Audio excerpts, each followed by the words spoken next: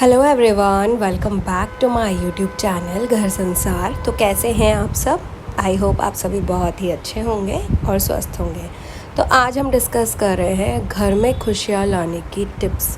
तो ये टिप्स जो हैं वो सब नॉर्मल है, मतलब आप सभी लोग इन चीज़ों को रोज़ करते ही हो, लेकिन सिर्फ थोड़ा सा तरीका चेंज करना है, कुछ चीज़ें ऐड करनी है। उनसे क्या होगा, आपके घर में पॉजिटिविटी रहेगी, और जहाँ पर पॉजिटिविटी रहेगी, साफ़ सफाई रहेगी, सुगंधित घर रहेगा, वहाँ लक्ष्मी जी तो अपने आप आएंगी ही सही, और खुशियाँ भी अपने आप आएंगी। तो चलिए फिर शुरू करते हैं। हर व्यक्ति अपनी ज़िंदगी में तरक्की और सफलता चाहता है, जिसके लिए वह कड़ी से कड़ी मेहनत करता है। लेकिन कभी कभी 100% मेहनत के बाद भी उससे आशानुरूप फल प्राप्त नहीं होता। तो इसके लिए सबसे पहले हम नज़र डालते हैं हमारी दिनचर्या पर। तो सबसे पहले हम देखते हैं कि सुबह के उपाय, कि आपको सुबह उठकर क्या करना चाहिए और अपनी दिन की शुरुआत कैसे करनी चाहिए।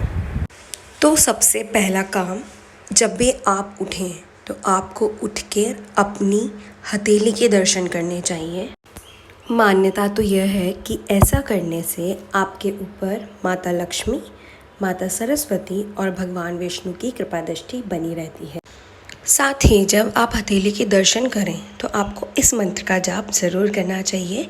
एक बार आपको ये मंत्र बोलना चाहिए, कराग्रे वस्ते लक्ष्मी, कर मध्य सरस्वती, कर मूले तु गोविंद, प्रभाते कर दर्शनम। तो आप आज से ही ये काम शुरू कर दीजिए।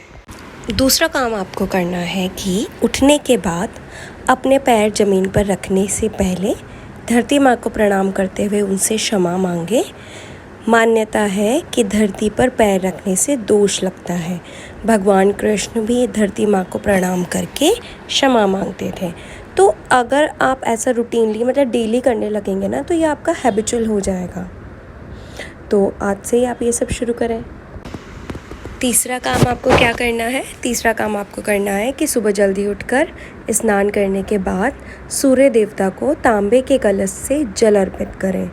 इससे आपके सूर्य संबंधित सारे दोष नष्ट होते हैं, साथ ही घर परिवार और समाज में आपका मान सम्मान बढ़ता है।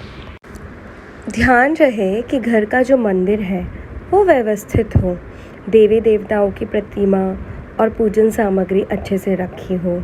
ऐसा करने से सकारात्मक ऊर्जा बनी रहती है और साथ ही कुंडली दोष भी शांत होता है।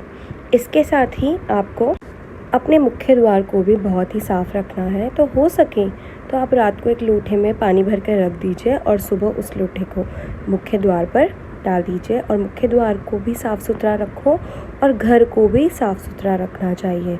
इससे लक्ष्मी का भी आगमन होता है और भगवान का भी वास होता है और पॉजिटिविटी भी बनी रहती है। और हो सके तो आप पहली रोटी गाय के लिए या फिर किसी भी पक्षी के लिए ही निकालें। तो ये तो हो गए आपके सुबह सुबह के काम, ठीक है।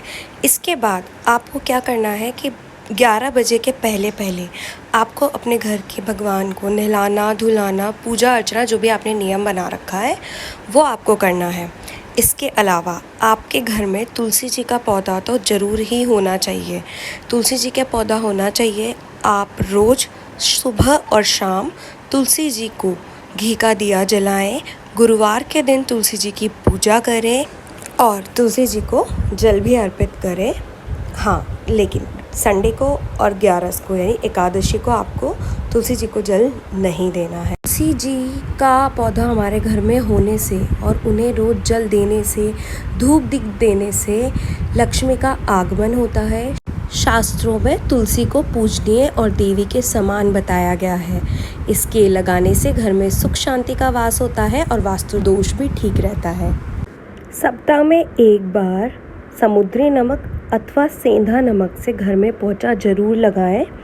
इससे नकारात्मक ऊर्जा दूर होती है, घर में सकारात्मकता आती है और घर वालों की जो परेशानियां होती है वो ख़त्म होती है।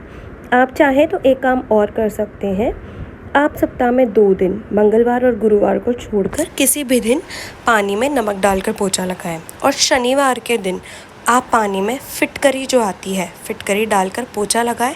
फिटकरी डालकर पोंछा लगाने से एक तो घर में पॉजिटिविटी रहती है, दूसरी घर में सुख समृद्धि और लक्ष्मी का भी वास होता है। अगर आपसी रिश्तों में मन मुटाव बहुत ज़्यादा बढ़ गया है तो इसका मतलब मंगल ग्रह कमज़ोर है। इसके लिए आप शनिवार के दिन सुंदरकांड का पाठ करें। वहीं जिन लोगों की कुंडली में राहु दोष होता है उन्हें उत्तर पश्चिम दिशा में मोर पंख रखना चाहिए। इससे राहु का दोष कम होता है। विद्यार्थी वर्ग को मोर पंख को अपनी किताब में या फिर स्टडी टेबल पर रखना चाहिए। इससे पढ़ाई में मन लगता है। इसके अलावा अगर आप सुंदरकांड का पाठ नहीं कर सकते तो आपको डेली हनुमान चालीसा का पाठ ज़रूर करना चाहिए। हनुमान चालीसा का पाठ करने से भी आपकी सभी सारी जितनी भी परेशानियाँ हैं वो ख़त्म होती है, सुख समृद्धि का वास होता है और पॉजिटिविटी आती है घर में।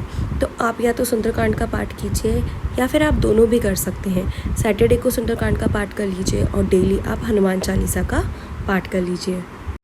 आप अपने घर में कभी भी झाड़ू को खड़ा करके नहीं रखें, उससे पेड़ नहीं लगाएं, नहीं उसके ऊपर से गुजरे, अन्यथा घर में अलक्ष्मी निवास करने लगेगी। साथ ही आपको जो अपने चप्पल जूते हैं उनको इधर उधर बिखेर कर नहीं रखना है। उनको हमेशा सीधे और जगह पर होने चाहिए, वो इधर उधर बिखरे नहीं रहने चाहिए। आपको अपने घर में हमेशा साफ़ सफाई रखनी है। आपको कभी भी नमक प्लास्टिक में या स्टील के डब्बे में नहीं रखना है। आपको नमक जो रखना है वो रखना है कांच की शीशी में। ये देखिए, इस तरह के कांच के शीशे में आपको नमक रखना है। मैं सेंधा नमक का ही यूज़ करती हूँ। आप जो भी नमक यूज़ करते हैं वो कांच की शीशी में ही रखें।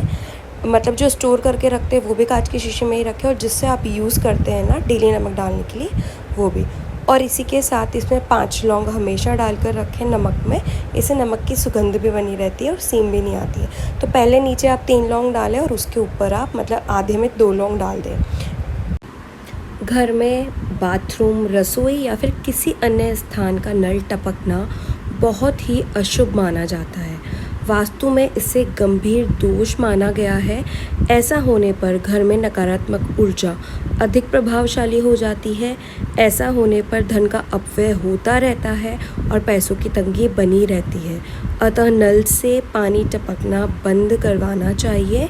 तो अगर आपके घर में भी नल से पानी टपकता रहता है, नल से, टंकी से भी, कहीं से भी, तो ये आपके घर में नेगेटिव एनर्जी ला रहा है। तो आप जल्दी से जल्दी ये नल, टंकी जो भी है इसे सही करवाइए। हमारे घर में बंद घड़ी का होना भी एक नेगेटिव एनर्जी को लाना है। वास्तुशास्त्र के अनुसार घर में बंद घड़ी रखने से पॉजिटिव एनर्जी कम होने लगती है और नेगेटिव एनर्जी अधिक होने लगती है, जिसके कारण हमारे घर में तनाव का माहौल उत्पन्न होने लगता है। यही नेगेटिव एनर्जी कई सारी समस्याओं का कारण बनती है। इसलिए घर में जो भी घड़ी बंद पड़ी हो उसे या तो आप हटा दें या फिर आप सही करवा लें।